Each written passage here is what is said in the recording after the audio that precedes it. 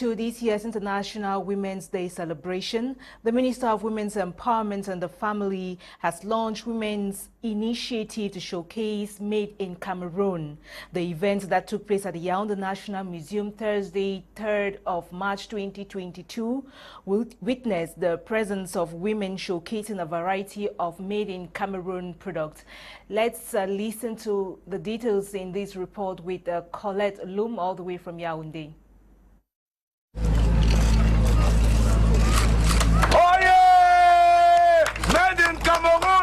Made in Cameroon is at the spotlight as close to 100 women have converged at the Yaounde Museum to showcase homemade goods. In the presence of Minister Marie-Thérèse Abenandoua of Women Empowerment and the Family, the initiative is geared towards promoting the know-how of the Cameroonian woman. From Southwest region, under the Uplifting Women's and Girls Foundation, we encourage farmers to increase their production and productivity through good agricultural practice. Before the crisis, we had markets to sell our products, but during the crisis, we did not have any market. So the idea of transformation came of how can we reduce the post-harvest losses in our crops. Because during the crisis, you are there to struggle to run with your own life instead of crops or instead of food. So we came up with the transformation. So what we are transforming, what you people are seeing here is what we produce from our farms. We try to transform to add value. Like here, you will see we have the plantain. The ongoing showcase, which will last until Saturday at the Yaounde National Museum, is in prelude to this year's Women's Day celebration, slated for Tuesday, March 8. An initiative aimed at changing the narratives of the Cameroonian woman in entrepreneurship. We are into wellness and beauty products. Beauty products which are made out of 57 herbs, spices and essential oils. Also grow soybean. We use the soybean to transform soybean milk, soybean flour, soybean. We do a lot of things with soybean. But for the soybean milk, we use it more for our children. From promote to Made in Cameroon is a laudable initiative portrayed in Yaounde to be emulated in all the other regions of the country for growth and an improved economy of Cameroon. Martin Camus-Mim, the sports journalist involved in the sex tape scandal, and his accomplice have been sentenced. The two men who shot and published a sex tape of young Malaika Bayemi received their verdict yesterday at the Littoral Court of Appeal. Joingong has more. The epilogue of this affair, which has kept the whole nation in suspense, was the proclamation of the verdict yesterday at the Littoral Court of Appeal, where sports journalist Martin Camus-Mim and his co-accused Wilfried Eteki appeared. During the last hearing, Wilfried Eteki, whom Martin Camus-Mim had abandoned in prison, had further implicated the latter, who was also declared guilty yesterday. The suspended director of Radio Sport Info, whose office played host to the shooting of the sex tape, was found not guilty of defamation and pimping. He was, however, proven guilty of complicity in the charges against Wilfried Eteki, including the dissemination of naked photos of the young girl. Martin Camus-Mim was sentenced to 4 months in prison and a fine of 500,000 francs CFA. As for his co-accused Wilfried Eteki, he was found guilty of the act of obscene publication and violation of the privacy of the civil party. He was sentenced to 9 months in prison and 1.5 million francs CFA. Malaika Bayemi will also be paid the sum of 20,300,000 francs CFA for damages and procedural costs. Journalist Martin Camus-Mim, who had already served 4 months in prison, will no longer return, and his accomplice Wilfried Eteki is set to be released in the days ahead. Some secondary education teachers in Cameroon's economic capital, Douala, in the littoral region have prolonged the strike action dubbed Dead Chalk, which enters week 2. At the Lycée de Aqua Nord, teachers could be seen standing with their placards and complaining bitterly about miserable treatment from the Cameroon government. Details with Nora Kebi.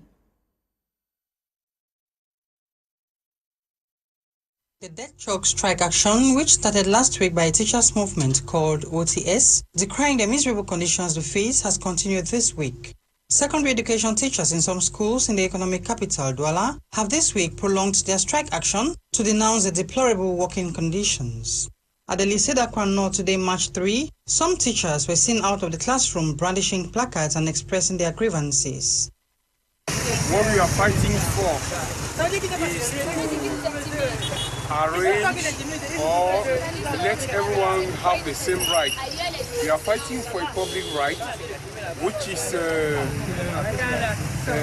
open for all the other services. In the other ministry, like Ministry of Defense, Ministry of Post and Telecommunications, they have their documents which are forward right without any position, and they don't ask you any percentage to forward your document. But in our own ministry, every day before you start any engagement on each document, they will ask you a percentage to pay.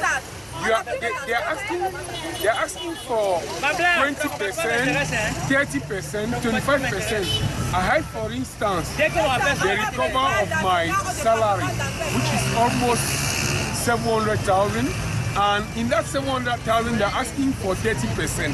How much am I going to get at the end? They maintain that the strike action will go on until their conditions are looked into by the state. When you are at home with your child and the child come and ask for the fees that they said later they to pay the fees on Friday, that is on Monday. Now, when you do not react, it simply means that the student or the child will not go to school again anymore. We have kids here.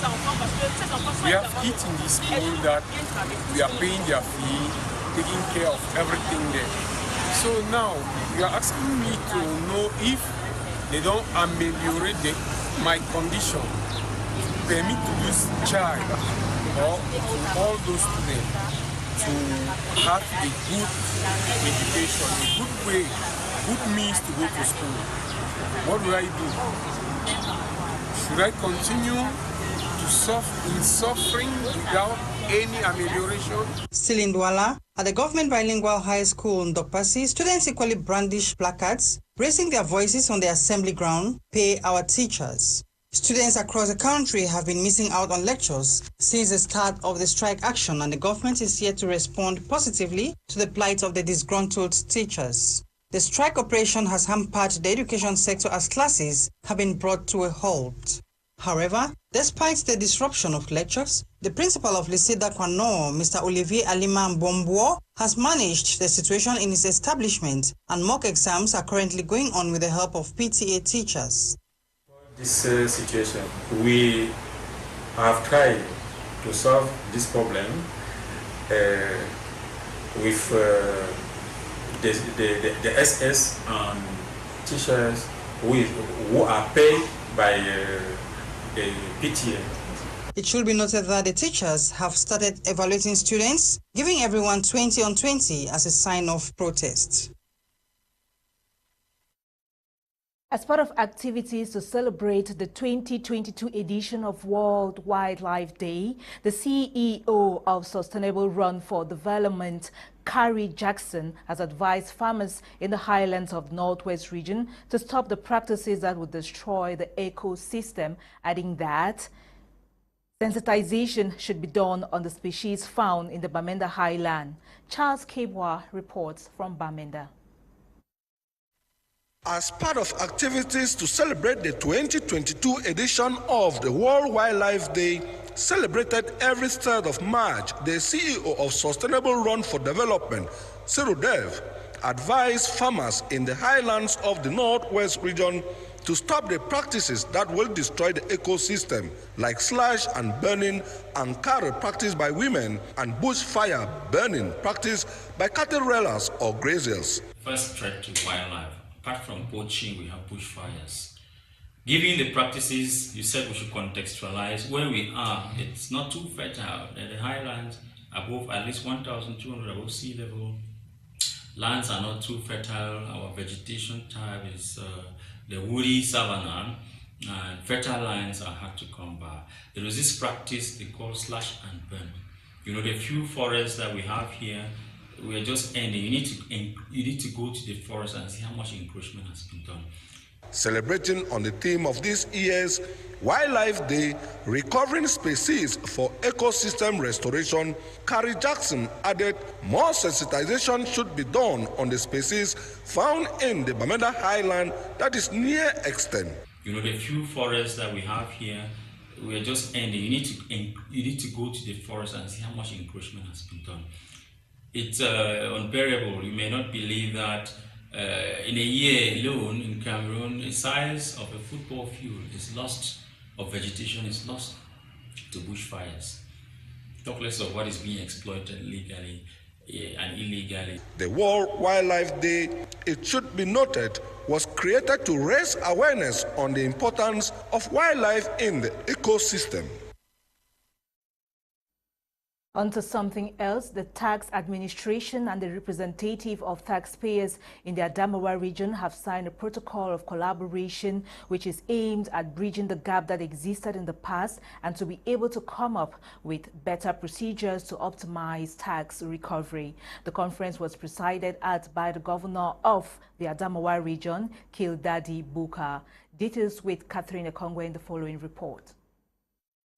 The governor of the Adamawa region, Kildadi Takwinge Buka, has presided over the signing of the protocol of collaboration between the tax administration and the representative of taxpayers of the Adamawa region. The collaboration is aimed at breaking the gap that existed in the past and to be able to come up with a better procedure to optimize tax recovery. I am totally pleased because we have now convened together the traders and the fiscal administration. Those partners, they will henceforth go to hand and glove to clarify their relationship. Their relations. I think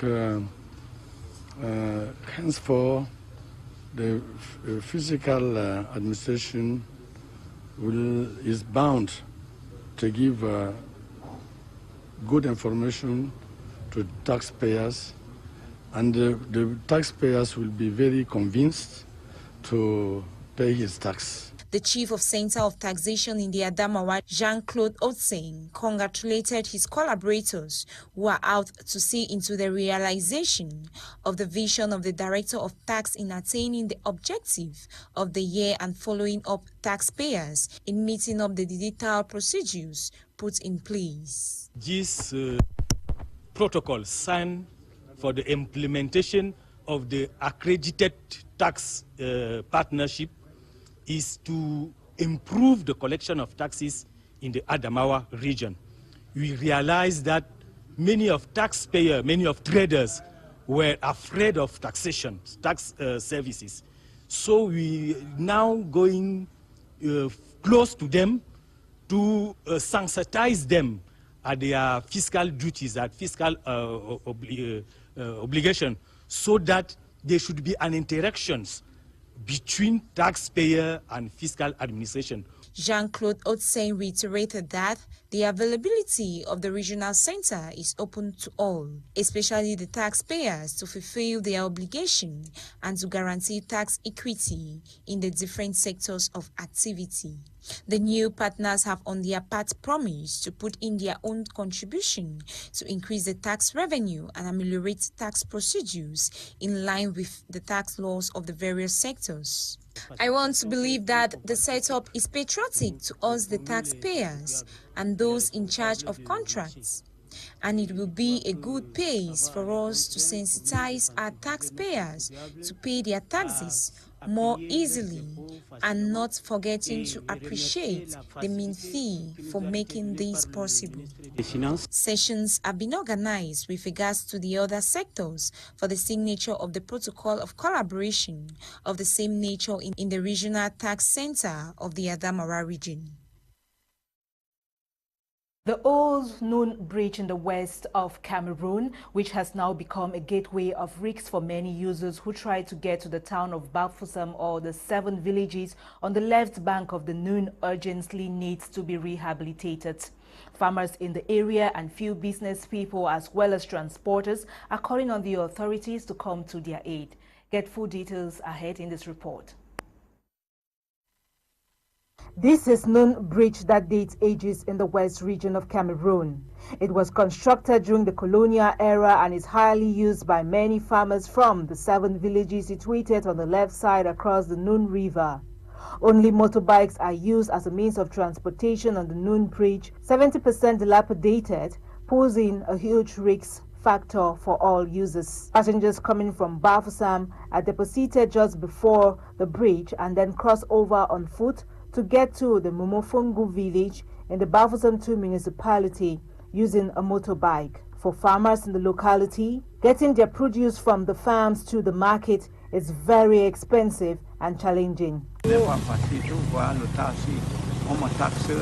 get a taxi to transport my goods is very expensive. I am asked to pay 40,000 francs CFA. Yes, but how much does a bucket of corn cost? A bucket of corn now costs 2,000 francs. As you can see, if I have to calculate what I invested, indeed, I cannot realize what I put in to cultivate this corn.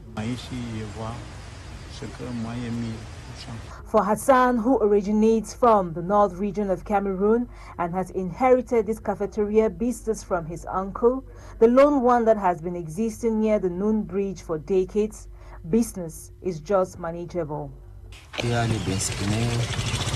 We have motorbike riders, taximen and farmers who pass here all the time to get to farms, as from 7:30 a.m. to 5 p.m. So I get to make small profits. On a bad day, I can have sales of, let's say, 4,000 to 5,000 francs CFA. But on a good day, I can sell up to 7,000 francs. So it just depends on the day. The people residing in this area close to the Noun Bridge have decried the poor state of the bridge, calling on the authorities to rehabilitate the bridge and span economic and developmental activities. There have been reports on the increased rate of theft in Yaounde, the country's capital city. Since January, a majority of Yaounde city dwellers have been crying foul as they keep falling prey. Colette Lum caught up with some victims of the act of theft who recounted their experiences.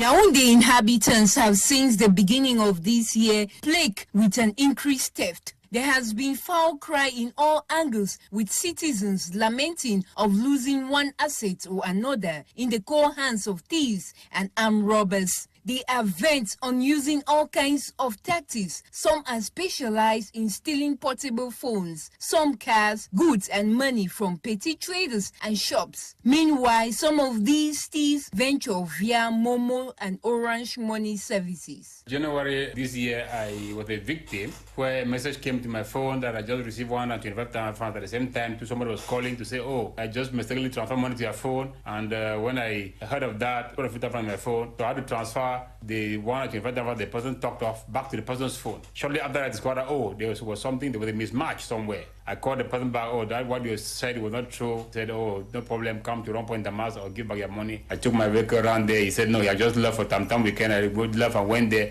He made me move around the whole town after the robbery. This has expanded to other tricks in getting quick cash and assets, which a person has taken years to toil and labor for just to lose in the twinkle of an eye. I have a sister who of recent too was robbed of her phone, her bag. Yet in Yaounde, he came from travel all the way from Bafoussam to Yaounde here We got to Tongolo there, boarded a taxi, and the taxi, there were 4 people in the taxi. After a short while in the taxi, the first people dropped. After another short distance again, another person dropped. A lone person that was there removed the knife and said, if you don't give me your bag and everything you have now, your name is death. For the fear of being stabbed, you have to give the phone and the bag and everything. Victims of theft in the Central region keep increasing every day. Increased theft in Yaounde. There's an increased theft because many youths are jobless. State of insecurity. The citizens are not protected. Because they are defenseless. It's not stable. But even in the markets, people are aggressed and their items collected. However, citizens can escape this phenomenon since it actually brings down the morals and affects a lot of people economically. Last week, I went and parked my car in front of one office and I went inside to do something. Then I heard an alarm. Then, after a while, I came out and I checked. I discovered some guys about entering the car to go with him. Everyone exempted from the act of theft is therefore called upon to be more vigilant. You're welcome back. In what is making news on the continent, we made a brief stop in Burkina Faso, Algeria, and Africans in Ukraine. Nora KB has the full details in the following report. In touring the African continent, our first stop is in Burkina Faso, where hundreds of protesters took to the streets of Ouagadougou yesterday, March 3, to denounce the abusive exploitation of the railways by French group Bolloré. The demonstrators asked for a termination of the contract with Bolloré's subsidiary, Citarail, and the immediate departure of the French group from the country. It should be noted that work on the rail line Abidjan-Kaya-Tambao was due to commence last September, but so far, nothing has been done. According to the organizer of the demonstration, Bolloré delayed the operation because the start of work on the Tema-Ouagadougou railway could affect the profitability of its investments. For 27 years, Burkina Faso was putting money into it. It fixed the rails. The country put everything in operation so that Bolloré could take over the management. They had to work and repay, but they did not repay. The group promised to invest 262 billion, but nothing was done to refurbish the railway. Protesters therefore want the group to leave and the country manage the railway by themselves. Meanwhile, in Algeria, a journalist and press freedom activist, Khaled Draouni, had a jail term reduced on appeal to a 6-month suspended sentence on Thursday. The 41-year-old became a symbol of the country's struggle for media freedom. He was sentenced in September 2020 for inciting demonstrations and attacking national unity. In February 2021, President Abdelmajid Tebboune pardoned Draouni after 11 months behind bars. But the following month, the High Court ruled his case could be re-examined. The prosecution had requested a heavier sentence against him. On Wednesday, Draouni thanked everyone for their support and said, whatever the verdict, he will continue his work fully independently. Still on news on the continent, Africans in Ukraine are still struggling to return home as Russia invades. Thousands of Africans were part of the exodus scrambling to get over borders to neighboring countries. Governments from South Africa to Democratic Republic of Congo are working to help their citizens out. Some dispatching diplomats to Ukraine's borders to help students.